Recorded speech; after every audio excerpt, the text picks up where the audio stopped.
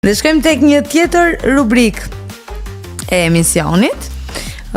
Do doja ta kisha shkruar vet ose nëse do ta bëje ti, si do ta bëje. Po shumë shkurtimisht, se jemi në limitet. Një libër shqiptar që do doja ta kisha shkruar ti, përveç librave tu që i ke shkruar ti.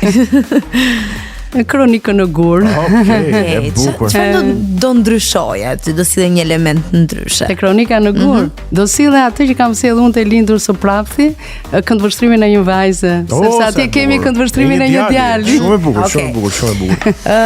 Një autor i huaj që të ka bërë të ndihesh e vogël përpara fjalës. Pra një autor i huaj që vërtet e adhuron, po themi. Po deri si poet. Një fjali që do doje të mbetej pas nga ti. Rrezikun e kam veshur drejtë në trup si një elek antiplumb. Vazhdojmë. E ke provuar Viola ta veshësh? Rrezikun? Drejtë në trup si një elek antiplumb? Kam tentuar. Apo ke mbajtur dhe një robë? Po. Kam mbajtur edhe një robë poshtë. Që unë e kam veshur drejtë në trup. S'po pyet çfarë robe ishte bukur. Pambuku, lino, mëndafsh. Ishte më e thellë se kaq more çuna. Shpejt. Ne çunat jemi të cegët gjithmonë. Mirë. Një poezi që ka ndikuar në jetën tënde. Një poezi që ka ndikuar. Në mundsh e Kiplingut. E Kipling, po. Një libër që të ka bërë të ndryshosh perspektivën për diçka.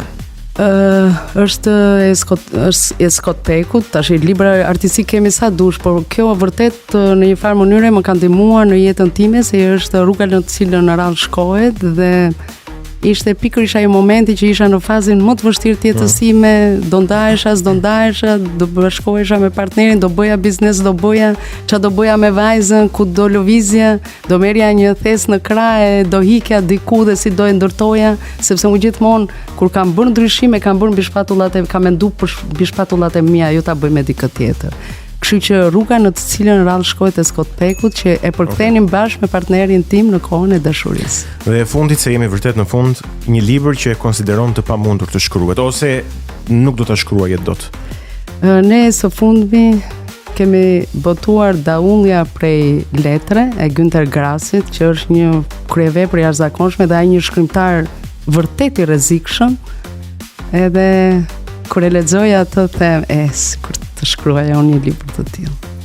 Mirë, e morët edhe sugjerimin se çfarë të lexoni, që është dhe një herë Daullja prej letra, ajo është trilogji në fakt e Günter Grass. Një sugjerim shumë i mirë, kam përshtypjen.